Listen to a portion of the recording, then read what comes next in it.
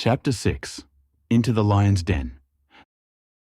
The glow of the computer screen casts shadows across my face, deepening the furrows of my brow. Logan sits beside me, his right leg bouncing, a telltale sign of anxiety. Our eyes meet, a silent exchange heavy with the weight of what we're about to do. You sure about this, Steph? Logan's voice is low, as if the walls might be listening. I nod, my jaw set. It's the only way. My fingers hover over the keyboard, hesitating before I type in the URL. The dark web forum materialises on the screen, a virtual underworld where the dregs of humanity gather. I take a deep breath, steeling myself, and click on the new user button. Remember, you're Amy. Vulnerable, naive, seeking financial advice. Logan's reminder is unnecessary, but I appreciate his concern. I type my first message, my heart a staccato beat in my chest. New here, feeling lost. Recently widowed, no idea what to do with the insurance money. Need advice. My finger trembles as I hit post. The die is cast. No turning back now. The seconds stretch into minutes, each one an eternity. I stare at the screen, willing a response to appear. Logan's leg continues to bounce, a metronome of nerves. Why is it taking so long? Patience, I say, more to myself than to him. The forum feels like a living, breathing entity, pulsing with malevolence. How many predators lurk in its depths, waiting to pounce on the vulnerable? How many lives have been ruined by the machinations of these faceless monsters? Finally, a response appears. Welcome, Amy. So sorry for your loss. I might be able to help. Let's chat privately. The username is innocuous, but the message sends a chill down my spine. I glance at Logan and he nods grimly. Contact made.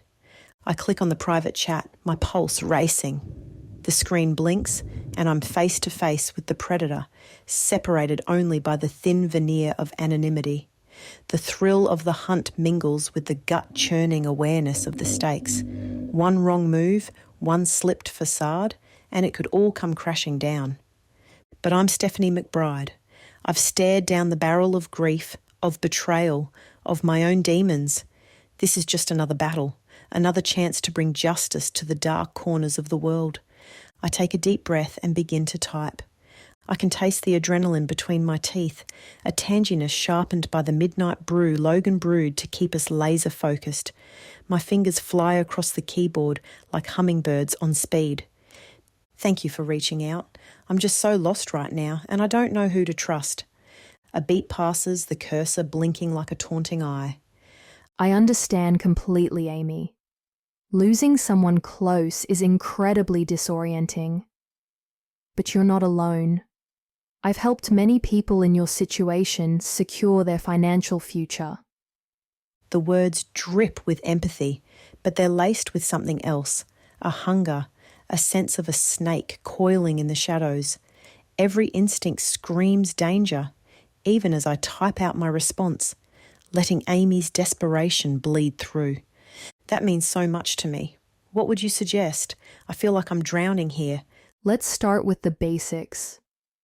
Do you have access to your late husband's accounts? We can ensure that money is working for you. There it is, the first red flag, the subtle probing for vulnerability. But Amy doesn't see it. She's too consumed by grief, too desperate for a lifeline. I glance at Logan, his brow furrowed as he reads over my shoulder. His presence is a silent reassurance, a reminder that I'm not alone in this twisted dance. The chat continues, a tango of deception. I let nuggets of information slip, breadcrumbs for the predator to follow. Accounts, assets, the foggy details of Amy's financial landscape. All the while, my mind whirs, filtering each response through Stephanie's analytical prism. In a bustling Adelaide cafe, Andy Del Monte sips his espresso like a lifeline, financial documents spread before him like archaeological relics. His phone chimes, an anonymous tip. Substantial irregularities in recent acquisitions by Red Rock Investments. Public records don't match internal documents. Follow the money. Attached are several PDFs, innocuous file names belying their explosive potential. Andy's instincts flare, a bloodhound catching a scent. He pulls out his laptop, fingers already flying over the keys. Red Rock Investments, the golden child of Adelaide's business scene. Their charismatic founder, the media darling du jour. Andy's written puff pieces on them before, all champagne bubbles and caviar dreams. But this is the story he's been waiting for. The chance to peek behind the opulent curtain, to expose the rot beneath the glittering facade. He starts with the public records, the sanitised version approved by armies of PR flacks. Then he cross-references the internal documents, his eyes widening with each discrepancy. Shell corporations, offshore accounts, money shifting like the tide under a full moon. It's all there, if you know where to look, and Andy spent his career training his eyes to see what others ignore. His adrenaline surges with each new discovery. The thrill of the hunt tinged with the bitterness of disillusionment. How deep does the corruption go? How far will they fall? Andy drains his espresso and signals for another. This is just the beginning, the first loose thread in a tapestry of deception. He'll unravel it all, one string at a time. The story of a lifetime is taking shape, and Andy Del Monte is ready to chase it to the ends of the earth. Slipping back into the shadows of the dark web forum, I steel myself for another round of twisted exchanges, my skin already crawling with the memory of the last predator's sickly sweet overtures. The cursor blinks, a taunting metronome counting down to the inevitable. I draw a breath, channeling the vulnerability of my persona, and reply to a new thread. Innocuous at first, a plea for financial guidance couched in desperation. But the sharks smell blood in the water. They circle, testing the waters with seemingly innocent questions. Where do I live? Am I alone? Each response I craft is a dance on the razor's edge, revealing just enough to maintain the illusion, but never the truth. The messages pour in, a deluge of false sympathy and thinly veiled lechery. I grit my teeth, stomach churning as I navigate the minefield of their advances. A casual reference to my fabricated children elicits a barrage of invasive queries. The implications turn my blood to ice. I want to scream, to reach through the screen and throttle the bastards preying on the weak. But I maintain the facade even as bile rises in my throat. This is the price of justice, the toll I willingly pay. A chime from my secondary laptop, a lifeline in the darkness. I accept the video call with a shaking hand, relief washing over me at the sight of Ava's enigmatic green eyes. Stephanie, how are you holding up? Her voice is honey and silk, soothing the ragged edges of my nerves. Surviving, I mutter, my gaze darting back to the forum. These predators, they're relentless. The things they say? Ava nods, her expression a masterpiece of empathy. Remember, you're not alone in this. Their depravity is a reflection of their own twisted psyches, not a measure of your worth. I absorb her words like a balm, even as a flicker of unease dances along my spine. Ava always seems to know just what to say, as if she can peer into the depths of my soul. But how? I've been analyzing the profiles you sent. There are definite patterns emerging. The manipulation tactics, the subtle coercion. It's textbook grooming behavior. My mind whirs, fragments of past conversations slotting into place like puzzle pieces. The victims, all so different on the surface, yet bound by common threads of vulnerability. And Ava, always there in the aftermath, a soothing presence with an uncanny insight into their trauma. Coincidence? Or something more sinister? I shake my head, dispelling the treacherous thought. Ava is an ally, a lifeline in this twisted web. I can't afford to doubt her, not when the stakes are so high. Stephanie. Ava's voice snaps me back to the present. Where did you go just then? I force a smile, the muscles of my face stiff with tension. Nowhere, just processing. What else can you tell me about their methods? As Ava launches into her analysis, I let her words wash over me, a temporary reprieve from the darkness. But the seed of suspicion has taken root, an insidious whisper in the back of my mind.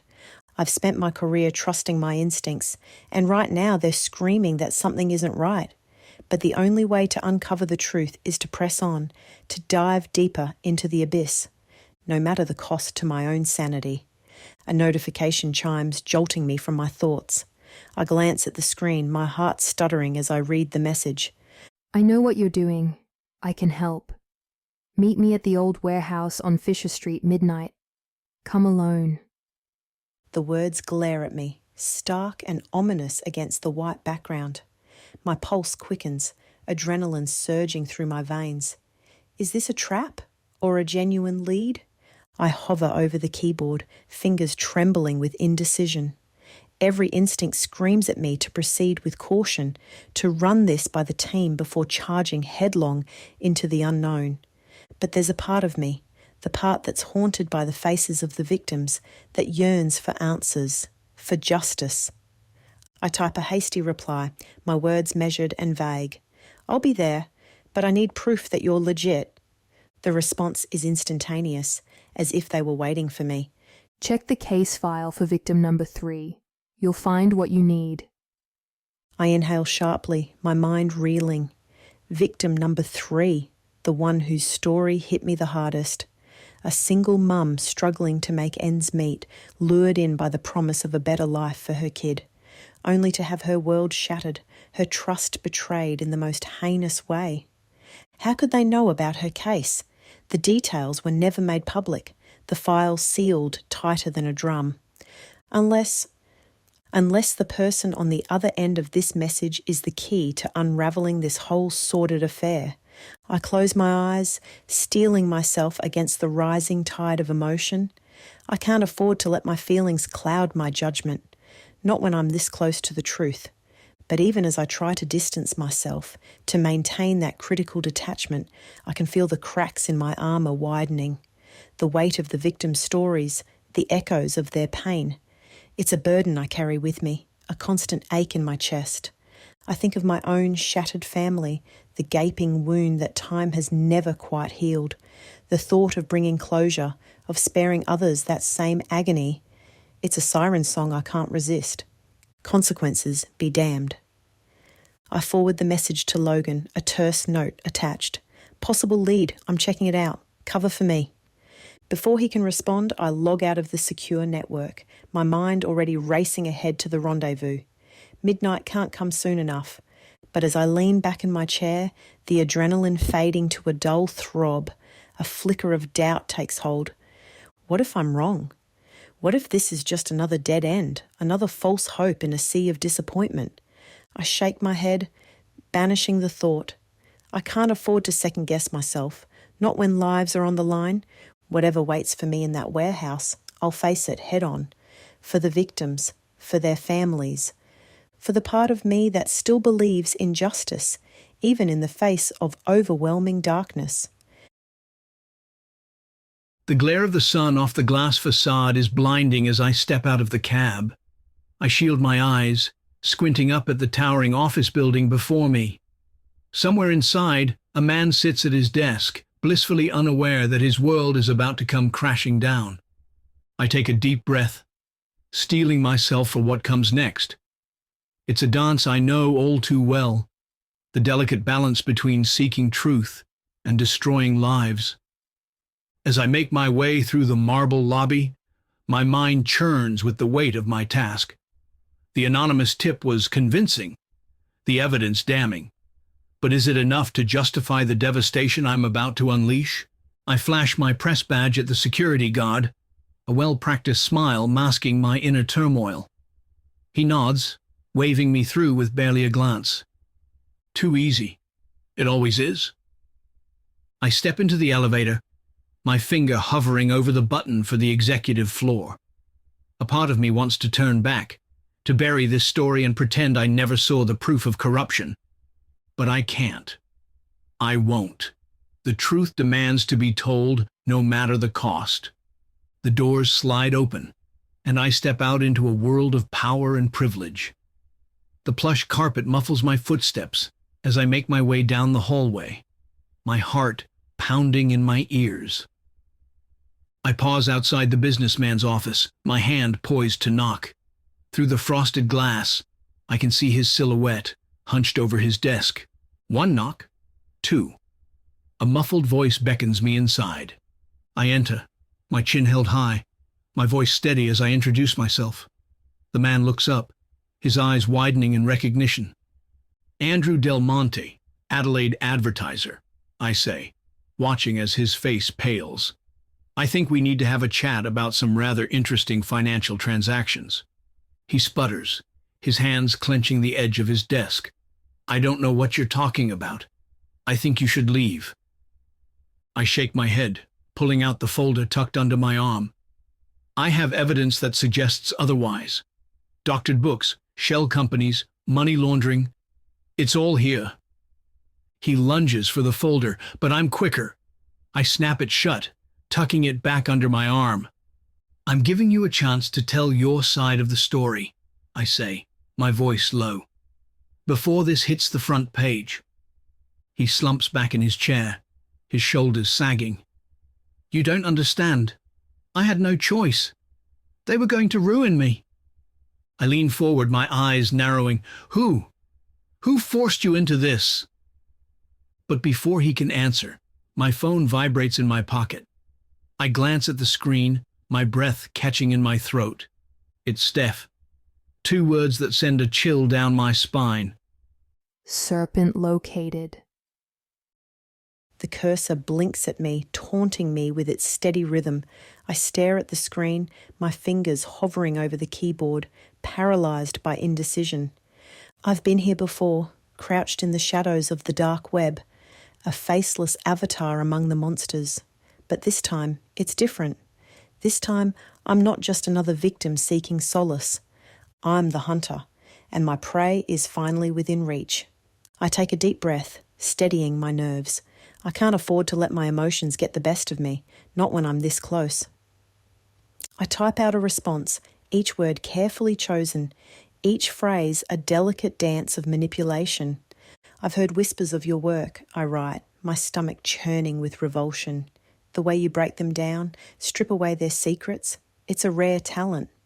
I hit send, my heart pounding in my ears. Seconds tick by, each one an eternity. And then a response, a single word that makes my blood run cold. Intriguing. I swallow hard, my fingers flying over the keys. I have secrets of my own, secrets I'm willing to share. For a price. The reply is instant, eager. And what price might that be? I close my eyes, steeling myself for the plunge. A meeting, face to face. I need to know I can trust you. The pause that follows is agonizing, a yawning chasm of uncertainty. And then... Done. Midnight. The usual spot. I release a breath I didn't realize I was holding, my hands shaking as I type out a confirmation. It's a trap. It has to be. But it's a risk I'm willing to take, a gamble I can't afford to lose. I lean back in my chair, my mind racing with possibilities. I've spent months studying the serpent's patterns, learning his twisted games. But to come face to face with him, to stare into the eyes of pure evil, it's a thought that both terrifies and thrills me, a heady rush of adrenaline that sets my nerves on fire. I glance at the clock, the numbers blurring before my eyes. 10 hours. 10 hours until I come face to face with the monster who haunts my dreams. 10 hours until I finally get the answers I've been chasing for so long. I push back from the desk, my legs unsteady as I rise to my feet. There's work to be done, preparations to be made. But first, a drink.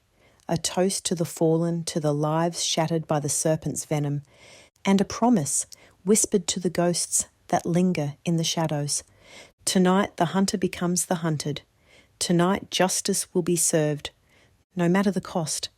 The screen flickers as I log off the forum, the dark web disappearing into the ether. My heart pounds in my chest, a staccato beat that echoes in my ears. I feel Logan's eyes on me, sensing the tension that radiates from my body. Steph, His voice is low, a warning and a plea wrapped in one. You don't have to do this. We can find another way. I shake my head, my jaw clenched tight. There is no other way, you know that. He sighs, running a hand through his hair. it's too dangerous. If something happens to you, It won't. I force a smile, trying to reassure him, but the words ring hollow even to my own ears. Logan leans forward, his elbows resting on his knees. You're not invincible, Steph. No one is. I bristle at his words, my temper flaring. You think I don't know that after everything I've been through? He holds up his hands, a gesture of surrender. I'm just saying, there's a lot at stake here. Not just for you, but for the case. For the victims. I close my eyes, taking a deep breath. He's right, of course, but it doesn't change anything. I have to do this, Logan, for them, for myself. He nods, his expression grim. I know. But promise me one thing. I raise an eyebrow, waiting. If things go south, if you feel like you're in over your head, promise me you'll call for backup. That you won't try to be a hero. I swallow hard, the weight of his words settling like a stone in my gut. I promise. He holds my gaze for a long moment, searching for the truth behind my words. Finally, he nods, satisfied. All right then. Let's get to work. We spend the next few hours going over the plan, mapping out every detail, every contingency. But even as we talk, my mind is elsewhere, lost in the labyrinth of my own thoughts. I think of the victims, the lives shattered by the serpent's cruelty. I think of the families left behind, the wounds that will never fully heal. And I think of myself, of the demons that haunt my dreams, the ghosts that whisper in my ear. Tonight I'll face them all. Tonight I'll stare into the abyss and pray that it doesn't stare back. But even as I make my preparations, even as I steel myself for the battle ahead, a small voice in the back of my mind whispers a warning. Be careful what you wish for, Stephanie McBride. Be careful what you chase, for in the end the truth may be more than you can bear. The soft chirp of an incoming message jolts me from my reverie. I glance down at the screen, my heart skipping a beat as I see the username, Serpentine. Well, well, well. Aren't you a curious little thing? My fingers hover over the keyboard, a sudden chill racing down my spine. There's something in the tone, a subtle menace that sets my teeth on edge. I take a deep breath, forcing myself to reply, just looking for someone who can help me out of a tight spot. The response is almost immediate. And what sort of tight spot would that be? I hesitate, weighing my words carefully. This is the moment of truth, the point of no return. Financial troubles, I type, my heart hammering in my chest. I'm in over my head, and I don't know where else to turn. There's a long pause, the seconds stretching into an eternity. When the reply finally comes, it's not what I expect. I might be able to help you. But first, I need to know more about you. Who you are. What makes you tick. I feel a sudden rush of panic, a sense of being exposed, vulnerable. This isn't part of the plan, isn't what I prepared for. But I can't back down now, can't let the opportunity slip through my fingers. What do you want to know? I type, my fingers trembling on the keys. The response is chilling in its simplicity. Everything. As I stare at the screen, a sense of dread settles over me like a shroud. I've played this game before, danced this dance with the monsters that lurk in the shadows, but this time feels different, the stakes higher than ever before. I glance over at Logan, his face etched with concern. He knows the risks, knows the price we'll pay if we fail. But he also knows the cost of doing nothing, of letting the serpent slither back into the darkness, free to strike again. I take a deep breath, my resolve hardening like steel. All right, I type, my fingers steady on the keys. Let's talk. And as I hit send, I feel a strange sense of calm wash over me, a clarity of purpose that cuts through the fear and doubt. For better or worse, the game is on. And this time I'm playing to win.